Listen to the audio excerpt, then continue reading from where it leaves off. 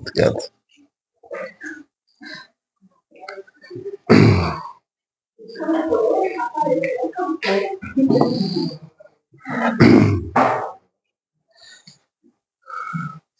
Boa noite. Hoje a gente vai falar um pouquinho a respeito da fé, a esperança e a caridade. É interessante, né? Essas três palavras, o quanto são importantes quando a gente consegue ligá-las, né? Os seus objetivos de cada um. O que, quando a gente entende também, o quanto nos auxilia na nossa caminhada. E começando pela fé, Allan Kardec, no Evangelho, fala a respeito disso, né? E classifica, né, inclusive, os tipos de fé. Primeiro, ele diz que, tomada no sentido literal, é a confiança em suas próprias forças que torna a pessoa capaz de executar coisas materiais que não poderiam ser feitas quando se duvida de si. Então, a fé, principalmente a fé material, aquele no sentido de a gente acreditar em nós mesmos, né, nas nossas próprias capacidades. Né? Então, quando a gente acredita, as coisas acontecem, né? E às vezes acontece acima daquilo que a gente imagina, né? Ao contrário, quando não acreditamos, né, as coisas às vezes estagnam. E também, né, no material, mas no espiritual da mesma forma, né? É essencial acreditar. E aí ele classifica em fé robusta, que traz a perseverança, a energia, e os recursos que fazem vencer-se os obstáculos, tanto nas pequenas como nas grandes. Nas pequenas, mas também nas grandes coisas, né?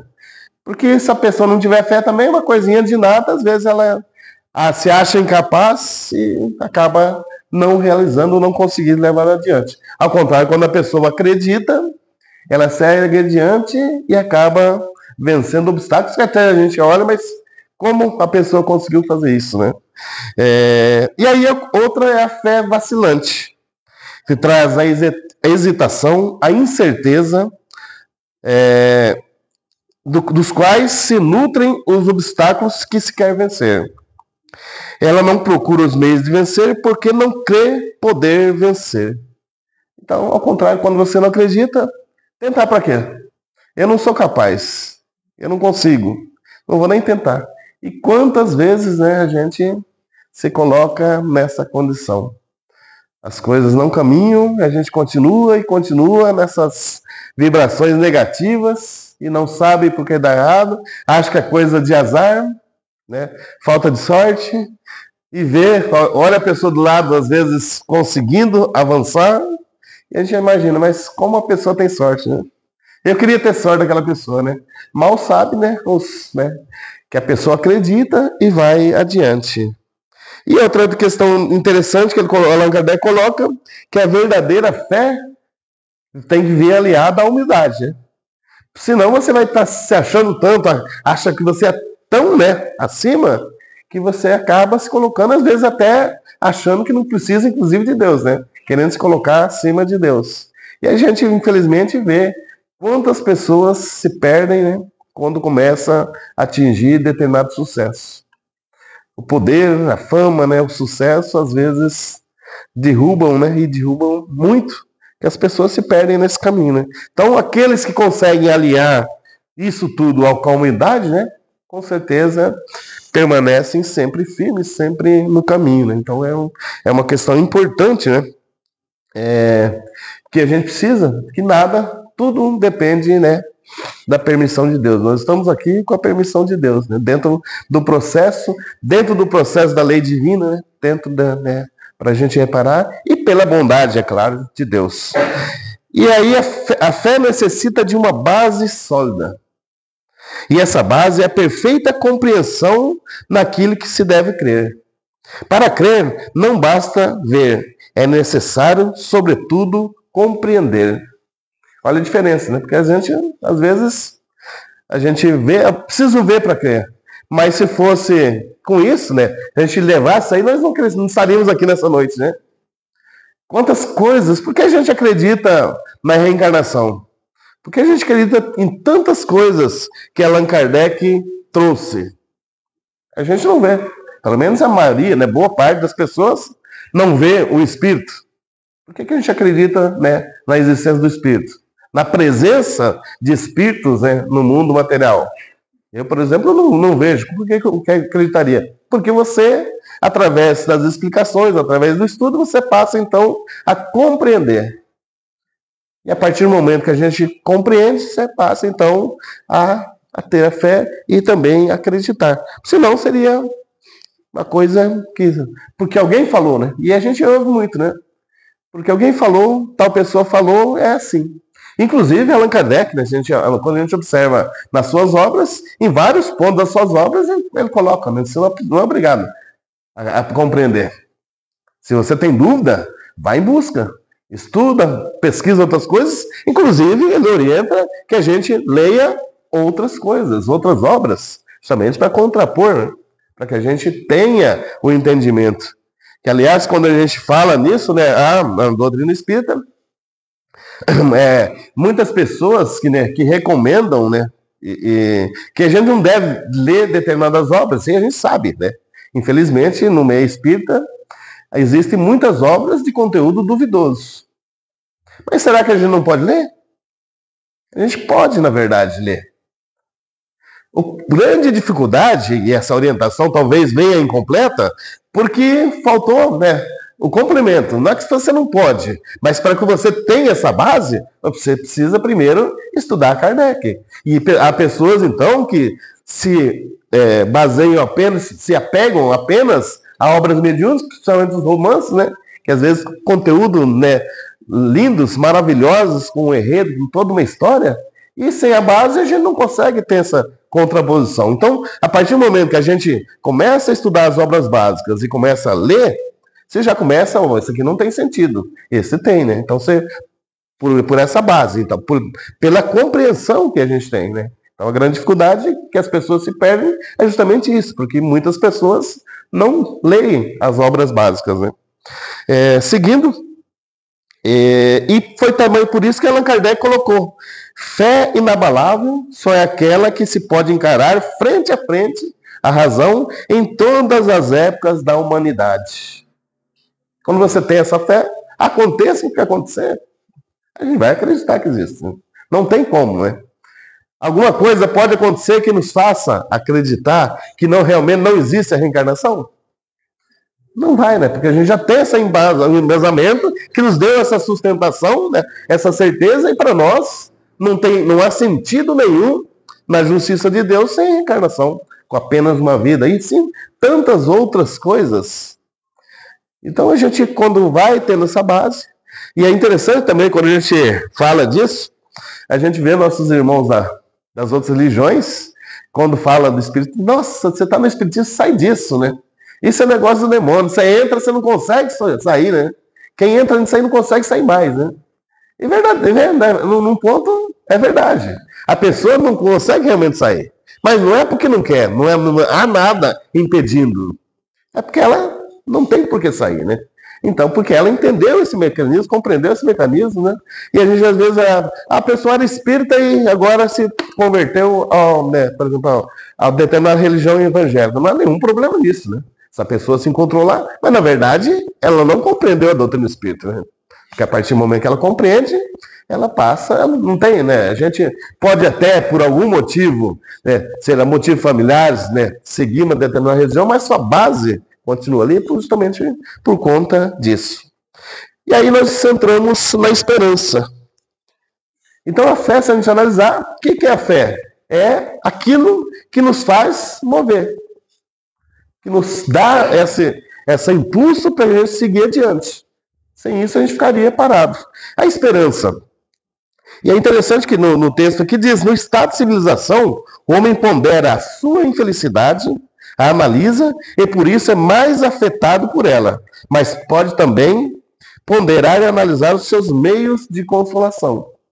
Então, se você analisar só a infelicidade, a gente vai puxando. E dependendo do ângulo de você analisar, né? E a gente ainda tende muito a analisar, fazer esse parâmetro de felicidade ou infelicidade com base no seu estado material, Eu vou ser feliz quando eu tiver, né, uma situação financeira melhor. Eu vou ser feliz quando eu tiver uma família. Se a gente começa a colocar essas condições, e na verdade não está vinculado a isso. Então, quando a gente começa a colocar isso, a tendência é ainda se sentir mais infeliz. Mas quando você analisa do lado espiritual, por que eu estou passando dificuldade? E se eu lidar com essa dificuldade nesse momento, lá na frente eu tenho a consolação. Eu tenho, né? Eu visualizo algo após a morte. Isso aí não somente a doutrina espírita, mas também todos aqueles que acreditam em Deus, né? Acreditam na vida após a morte, cada um dentro da sua crença, né? Trabalham por isso. Então, pelos meios de consolação que nem sempre estão aqui, né? Então, ele diz, essa consolação ele encontra no sentimento cristão que lhe dá a esperança de um futuro melhor. E no Espiritismo, que lhe dá a certeza do futuro. Nós sabemos, né? O que vai. Para onde retornaremos? O mundo, plano espiritual. Nós teremos uma sequência. Nós teremos novas oportunidades. Retornaremos em outras oportunidades e assim vamos seguindo a nossa caminhada até que a gente chegue à condição de espírito da mais alta evolução, é claro, dentro daquilo, né, na qual é permitido. Evolução, a perfeição é apenas a Deus, mas nós chegaremos um dia, né, nessa condição. Enquanto isso, vamos caminhando. Nós entendemos por que estamos aqui, nós entendemos o motivo dos nossos sofrimentos, não é acaso, né? A gente está aqui cumprindo, né, uma determinada programação por objetivos, por erros do passado. Estamos passando por dificuldade, talvez por erros dessa própria existência, né, escolhas equivocadas. Mas temos a oportunidade de resgatar, a oportunidade de melhorar, a oportunidade de superar. E se temos a fé, a esperança nos dá, né, nos dá a visualização. Se eu fizer, eu tenho lá a visualização na frente, o que vai acontecer. E aí diz assim, o homem só é infeliz, geralmente pela importância que liga as coisas desse mundo. A vaidade, a ambição, a cupidez fracassadas o fazem infeliz.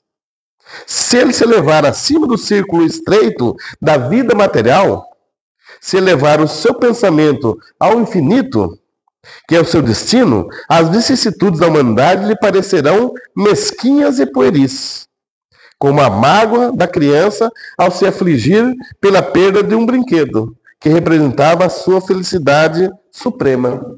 Então, quando a gente olha as coisas materiais, realmente a gente vai ser infeliz. E, novamente, a felicidade não está nas conquistas materiais. Se fosse isso, era a regra, né? Todas as pessoas de grande posse seriam extremamente felizes. E todas as pessoas que não têm posses seriam extremamente infelizes, né? A gente vê que isso não é verdade. Quantas pessoas que às vezes não fazem ideia, né? Nem sabem a quantidade, né? Os recursos financeiros, a fortuna que têm e são extremamente infelizes. Enquanto a gente vê pessoas na periferia, né? E quem trabalha na periferia vê, né? A gente fala como essa pessoa, né? Principalmente na figura das mulheres, né? Das mães, né? Que às vezes, né? Carregam ali a família nas costas, os filhos, né? Muitas vezes os maridos estão envolvidos com ou vícios, ou presos, ou foram assassinados, e a mãe está ali. E a gente vê todo o sofrimento, toda a dificuldade. E como é que a gente vê que irradia a felicidade? E como? A gente está assim, falando, mas falta tudo. Todas as dificuldades, preconceito, né? Às vezes sofrem violência e nem por isso são infelizes. Por quê? Onde está a felicidade? Está no estado de consciência de cada um. Né? No estado de consciência, você pode estar em meia turbulência e internamente você está em paz. E você pode estar num paraíso, num lugar belo, e internamente você está extremamente infeliz, com conflitos, né? Porque exatamente pelo esse estado, né, de consciência de cada um. Então, o homem moral que se elevou acima das paixões, das necessidades artificiais criadas pela paixão, tem desde esse mundo prazeres desconhecidos do homem material. A moderação dos seus desejos dá ao seu espírito calma e serenidade. Feliz com o bem que fez, não há para ele decepções e as contrariedades deslizam por sua alma sem lhe deixarem marcas dolorosas. Então, ele está em paz. E para ele, e os prazeres, né? Interessante, né? Para um, a felicidade e os prazeres está em passar uma noitada na balada, né? Em festa, usando, né, entorpecentes, né? E todos os desregramentos. E para o outro, a felicidade está em passar esse mesmo período noturno nas ruas atendendo moradores, no hospital atendendo enfermos, na periferia atendendo pessoas. São estados diferentes, ao mesmo tempo com estados diferentes. Quem tem mais paz de consciência? O bem, né, sempre traz essa paz da confiança, da consciência. Feliz com o bem que fez, não há para ele decepções, contrariedade, né, deslizam sua alma e deixam, sem deixar marca dolorosa. Inclusive, né, quando as pessoas começam a fazer o bem, eles conseguem superar, né, conseguem superações. Porque a gente, às vezes, ainda não entendeu, né, o bem. A gente, muitas vezes, faz o bem, até talvez de forma inconsciente, esperando receber algo em troca. Eu vou fazer caridade porque eu vou ganhar ponto, né? Se não material, a gente já pensa lá em cima, né? A gente quer sempre fazer uma troca, algo em troca, né? Essas pessoas, né? Por exemplo, Chico Xavier, né? Chico Xavier não pensava nisso, né? Chico Xavier tinha, né, as mais variadas tipos de bem que ele fazia que a gente às vezes não entendia, né? Porque ele estava muito acima desse processo, né? E é interessante quando a gente fala de esperança, né, e dessa visão de futuro, no Livro dos Espíritos, Allan Kardec faz a seguinte pergunta: no momento da morte, qual o sentimento que domina a maioria dos homens? Já que é o instante final, né? E quantos, né, os médicos relatam que às vezes lá no estado, no leito do hospital, nos instantes finais, nos segundos finais, às vezes a pessoa implora por mais algum tempo, né, para que pudessem fazer alguma coisa, reparar alguma coisa que não deu tempo. Então, nesse momento, qual sentimento vai dominar? E ele pergunta, a dúvida, o medo ou a esperança? Será que nos estamos derradeiro, quando chegar a nossa hora, o que vai pairar no nosso, né? Medo, dúvida ou esperança? E olha a interessante resposta. A dúvida para os céticos e endurecidos, aquele que nunca acreditou na vida após a morte, não acredita em Deus, chegou aquele momento, ele vai pensar, e agora? Será que realmente não existe? Para onde eu vou? Será que eu vou para algum lugar? Você vai acabar tudo? Então, imagina a dúvida naquele momento, né? O que vai acontecer agora, né? O medo para os culpados. Então, esse também é outro ponto, né? E agora, né? O que vai acontecer? Para onde eu vou? As pessoas que não acreditam, né, que acreditam no céu e inferno, né, dentro daquilo que foi passado das religiões. E agora? Será que eu vou para o céu ou vou para o inferno? Né? Pela culpa, muito provavelmente vai chegar à conclusão que eu vou para o inferno. Né? O inferno eterno, como é pregado. E os espíritas, da mesma forma, né, assim. Não tem a visão do céu, do inferno eterno, mas e agora? Para onde eu vou? Quem eu vou encontrar? O que eu vou passar, né? Então, o medo vai dominar ali com certeza. E a esperança para os homens de bem. Então, aqueles que fizeram bem e procuraram se dedicar, seguem em paz, né? E tranquilo, falo assim, não tem com quem se temer aqueles que vão encontrar, né? Imagina, a gente tem que encontrar cara a cara aqueles que a gente prejudicou, que já partiram. Aqueles que fizeram bem, com certeza saberão que lá, né, serão recepcionados por todas as pessoas que ele fez o bem, já que ele não fez o mal. Então, é interessante. Para nós, né, é uma questão para analisar. Qual que seria, né, se fosse hoje, qual que seria, né, nós? A dúvida, o medo ou a esperança? E aí, falando da caridade.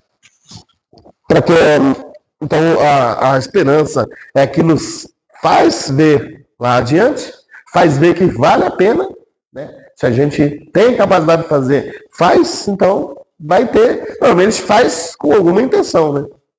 Imagine, por exemplo, no mundo material. Você fala assim, eu tenho condições, tenho capacidade e tenho recursos, posso montar uma empresa. Mas você não vê lucro. Alguém vai abrir uma empresa para não ter lucro? Ou fazer qualquer outra coisa que não tenha resultado? Que não tenha uma visão prévia de resultado? Então, normalmente, todas as coisas que a gente fazer, a gente vê alguma coisa ali. Pode ser que não aconteça da forma que a gente estava imaginando, mas se a gente não vê, por que vamos fazer, né? Mesmo podendo fazer, não vou fazer, porque não adianta, né? Então, por fim, a caridade. E a questão 886, né, do Livro dos Espíritos, Allan Kardec pergunta qual é o verdadeiro sentido da palavra caridade. Mas ele complementa, né? Como a entendia Jesus. Para Jesus, o que era caridade? Para nós, quando fala caridade, para boa parte das pessoas, normalmente vê doações, né? Vou fazer caridade, vou pegar algumas coisas que eu tenho lá no meu armário, aquelas roupas, camisas que faz 15, 20 anos que eu não uso, o sapato furado, encardido, né? Uma coisa, um sapato faltando um pé, meia furada. Então, normalmente, e é interessante que a gente, normalmente, quem trabalha nessas instituições assistenciais, infelizmente, acontece muito, né? A pessoa, às vezes, chega uma coisa lá que vai pro lixo, não tem o que fazer. E as pessoas acham que a caridade é isso. É, sim, uma das formas da caridade. Você contribui com coisas materiais. Mas não é somente isso. Então, para Jesus, o que era caridade? E aí os Espíritos respondem, né? Benevolência para com todos, indulgência para com as imperfeições alheias e perdão das ofensas. E a gente pergunta, é fácil fazer caridade? A verdadeira caridade? É um desafio, né?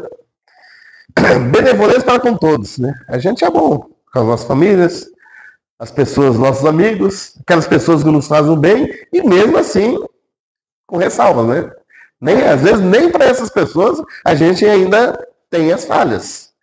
Nem sempre a gente consegue ser bom para com essas pessoas que a gente ama, que a gente gosta, né? Aquelas pessoas que nos fazem bem. Imagina ser bom, benevolência para aquelas pessoas que nos fizeram mal. Aquela pessoa que nos prejudicou terrivelmente. Será que é fácil? E a todos, ele diz. Benevolência para com todos. Não importa, né? Quem seja. Não importa se tem algo a oferecer, não tenha. Não tem interesse, é todos, indistintamente. Então, é um desafio. Indulgência para com as imperfeições alheias. É difícil. O que vem na nossa mente quando a gente vê um erro? Normalmente vem o julgamento.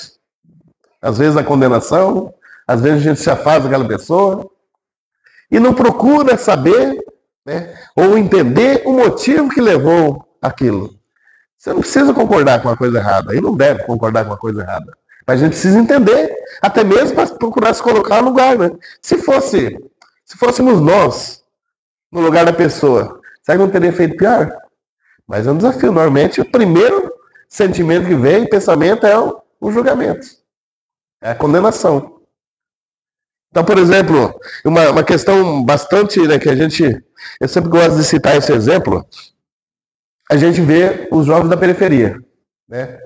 Aqueles envolvidos com criminalidade. E a gente às vezes vê jovens aí com 15, 16 anos de alta periculosidade, né? Principalmente nas cidades maiores. E há, inclusive, pessoas, né, que defendem a redução da maioridade penal.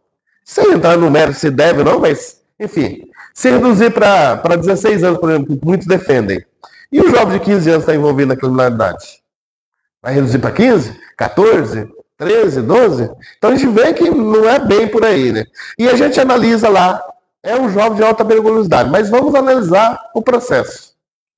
É um jovem que nasceu, normalmente, numa periferia, num bairro de grande necessidade, de alto índice de violência, né? Até pelas questões envolvendo, numa família, muitas vezes, desestruturada, né, onde os pais e irmãos, nesses casos, estão envolvidos com coisa errada, com crime ou com vícios, né? Sofrem agressão, vê a família, muitas vezes a família espancada, a mãe espancada ali, né? Sofre a violência externa até da própria comunidade E, se não bastasse isso, o preconceito da sociedade. Porque quando fala assim, onde você mora? Não mora no bairro tal. As pessoas já torcem o nariz, já excluem, né? Determinados bairros, as pessoas excluem, porque né, são bairros de alta periculosidade. A educação, como é que é a qualidade de ensino nessas escolas e colégios da periferia? E não é por culpa dos profissionais, mas pela estrutura toda envolvendo ali, né?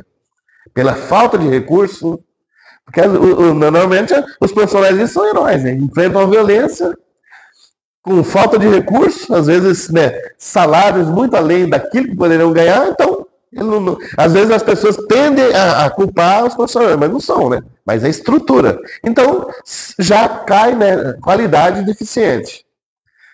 Se a gente vê hoje, por exemplo, escolas, pegar os públicos de locais né, centrais, onde a família é estruturada, normalmente a família tem um nível de cultura maior, né? Muitos pais, nível superior. Os alunos já têm dificuldades. Eu recordo quando minhas filhas né, estudavam, às vezes eu pegava lá e ia auxiliar, meu Deus, e tinha que estudar junto, porque não. Né?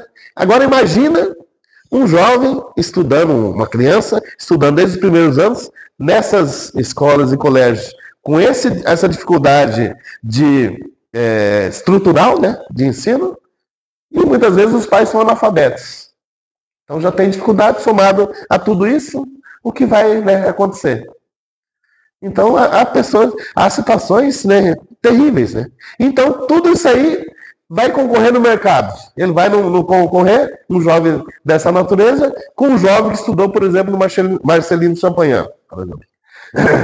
Qual que é o nível? O nível é muito grande. E a gente fala isso justamente porque a gente passou por isso muitos anos lá no Irmã Sheila, quando tinha o Jovem Aprendiz, exatamente isso. Os jovens do Irmã Sheila concorriam com os jovens né, dos colégios mais centrais, de um padrão melhor. E a diferença no nível era muito alto, né? Justamente por todas as condições. Então já tem a dificuldade. Qual que é a visão dele? Ele não tem visão. Ele não tem esperança. Ele não tem esperança de um futuro. E a família também está ali desestruturada. Muitas vezes, quando ele quer fazer alguma coisa, a família puxa. Não, meu filho, não mexe com isso, não. Nós somos pobres, nós não vamos conseguir. E puxa para baixo. Tira a crença dele e ele acaba ficando naquela situação. Qual que é a alternativa que ele encontra para conseguir ganhar um pouco mais? Infelizmente, o mundo das drogas. Ele vê ali no traficante do bairro, né, uma estrutura, recursos, né, embora ganhados de forma ilícita, mas eles têm. Então, o jovem quer ser igual aquele traficante. As meninas, a gente via muito, as meninas querem o quê? Namorar, se relacionar com aquele traficante também, porque é uma forma de ter proteção, de ter status, né, e ter esse conforto. Infelizmente, um conforto falso, né? Mas enquanto ele se trabalhando, às vezes, o mês inteiro para ganhar um salário mínimo ali, de repente, no tráfico, ele ganha 2, 3 dias e acaba se envolvendo. E a gente pergunta, é culpa do jovem? Nessa análise. Se a gente analisar friamente, o jovem com 16 anos, praticando crime, às vezes de alta periculosidade, analisando os jovens de 16 anos, a gente faria condena, né? E prisão perpétua não tem mais jeito. Analisando. Quando a gente busca usar indulgência e busca voltar toda a trajetória, a gente vê que não é culpa dos jovens. Apenas do jovem. É claro, tirar toda a culpa não, porque tem mesmo jovens, às vezes da mesma família, 2, 3 filhos, 2 deles se enveredaram pelo mundo do crime e um das mesmas condições seguiu o caminho reto. Então, não tira a responsabilidade, mas muito da responsabilidade é culpa de toda a estrutura, inclusive da sociedade. Então, dentro desse processo, a gente analisando, olhando, usando a indulgência, a gente passa a ver com outros olhos. E o perdão das ofensas, né? O quanto é difícil a gente perdoar. A gente às vezes tem dificuldade em perdoar pequenas coisas da nossa família. A esposa, do marido, dos filhos, pai, mãe. Imagina as grandes ofensas. A luta que a gente tem travado dentro de nós mesmos. Então, o desafio da caridade. E a caridade justamente o que faz é a execução, né? É a ação para que a gente consiga atingir o objetivo, o resultado. É a mão na massa. Não há outra alternativa, né? Senão a caridade. E mesmo nas questões materiais. Porque quando você está ali, você pode vencer na vida? Pode. Se você usar o princípio do bem, você vai vencer com a consciência tranquila. E, aliás, você vai saber fazer o melhor uso desses recursos. Ao contrário, às vezes você vai vencer de forma escusa, vai vencer prejudicando várias pessoas, dando golpes, às vezes prejudicando terrivelmente. Quantas pessoas até assassinam por conta do poder. Então, a prática do bem é a única alternativa. O caminho da felicidade não é como. É a prática do bem. Se a gente aprender a fazer a caridade, ou pelo menos entender o que é caridade e buscar cada dia se aproximar mais, com certeza nós vamos gradativamente caminhando. É por isso que Allan Kardec colocou, né? Fora da caridade não há salvação. Não é fora da religião, fora do espiritismo. É caridade somente por conta disso. Quando a gente fala também na caridade, no trabalho voluntário, a gente, novamente, voltando ali atrás um pouquinho a respeito, a gente tem a visão da caridade de contribuir. Então, quando a gente é convidado para fazer um trabalho voluntário, né, o Caminho da Massa tem um trabalho ali no Leone Vitória, né? Então, a gente vai trabalhar. Você vai no sábado à tarde, você vai dispor, deixar os seus compromissos. Eu vou lá. O que normalmente a gente, quando não tem essa consciência, pensa? Eu vou lá ajudar os pobres. Então eu, condição melhor, ajudar a pessoa que está em condição inferior. Eu vou ajudar. E a gente vai com esse intuito. Talvez até com boa intenção, mas com esse pensamento. Eu vou ajudar. Será que a gente vai ajudar? Só ajuda? Com certeza. Mas será que é só isso? O objetivo é muito além disso. Mas quando nós temos esse pensamento, a primeira dificuldade a gente desiste. Por quê? Eu estou saindo daqui desse sábado, deixando a minha casa, podia estar em casa com a família, podia estar em outra diversão, podia estar trabalhando, podia estar fazendo outra coisa, assistindo meu futebol, fazendo qualquer coisa. Estou aqui, de graça, ajudando. E as pessoas não agradecem? O que vai ter ingratidão?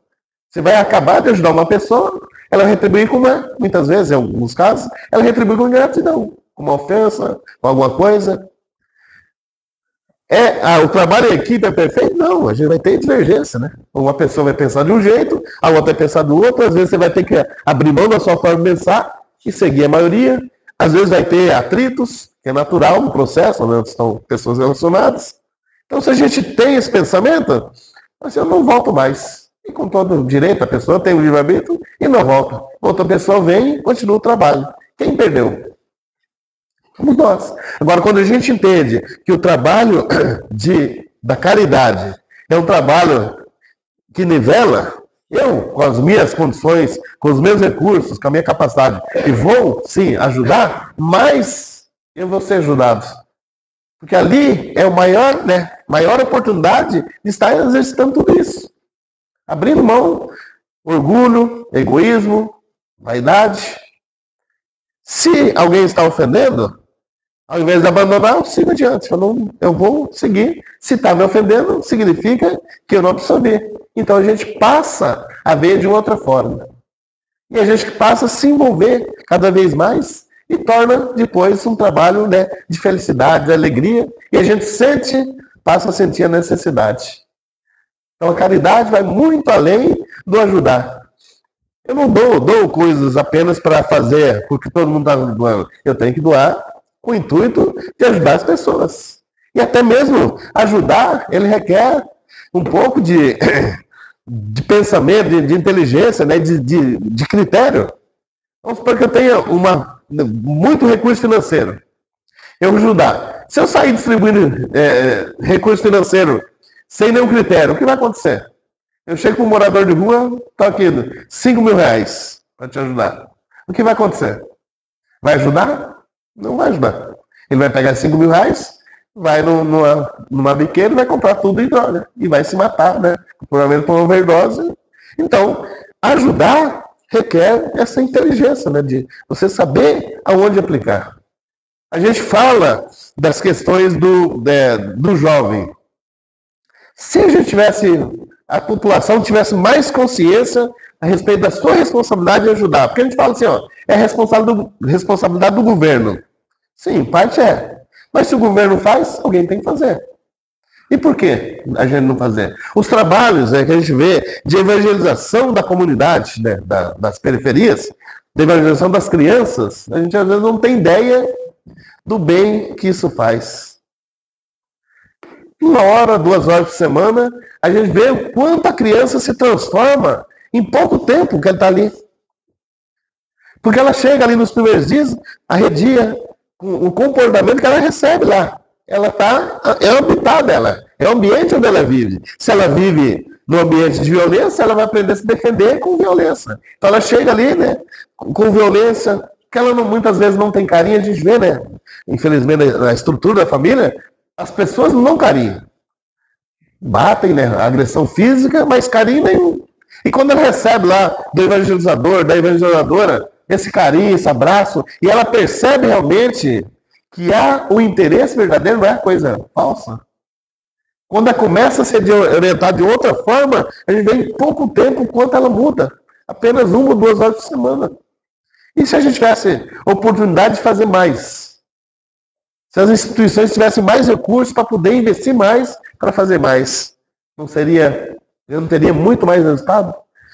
Quem já leu o livro Sementes para um Mundo Melhor, tem uma história lá do professor Evandro, que fala de um jovem que estava na comunidade, lá da comunidade, começou a frequentar lá em Manchela, foi bem no início, né? E fala que ele era terrível, é temido por toda a população. E ele começou a frequentar lá. As pessoas o acolheram, tá? Começou a orientar, ele começou a fazer, né, participar e tal. E aí começou a fazer os cursos e tal. E aí relata lá na obra que quando foram entrevistar ele, ele já era chefe de cozinha do restaurante da licença. Eu não sei exatamente quais, né, os restaurantes, mas ele é chefe de cozinha. E quando perguntaram, mas por que você mudou? Ele falou, porque na minha comunidade, no bairro, eles me respeitavam porque eles tinham medo de mim. O respeito era pelo medo. Quando eu vim aqui, eu percebi que as pessoas não tinham medo de mim. Elas me tratavam com carinho, né, com amor, naturalmente. Sem nenhum interesse, sem medo. E foi isso que me fez refletir e me fez mudar. Então, olha a importância, né, do processo dessa transformação. Então, a caridade é o meio, né? É a ação que nos proporciona essa transformação. Sem isso, a gente vamos continuar no egoísmo, no orgulho, na vaidade, às vezes se apegando às coisas materiais, e quando chegar o final, com certeza vai pairar um medo, né? Nosso pensamento. Né? Porque acreditar na vida após a morte, a gente acredita, né? Eu acredito que não há dúvida, né, para nós. Agora, vai ser medo ou vai ser esperança? A gente deve buscar esperança. Então, que Jesus nos abençoe, nos ampare, nos proteja, para que a gente continue firme nesse caminho, que a doutrina espírita nos proporcione cada vez mais essa prática do bem, essa mudança interior, né, que é o mais importante, que nos faz estar aqui. Muita paz a todos.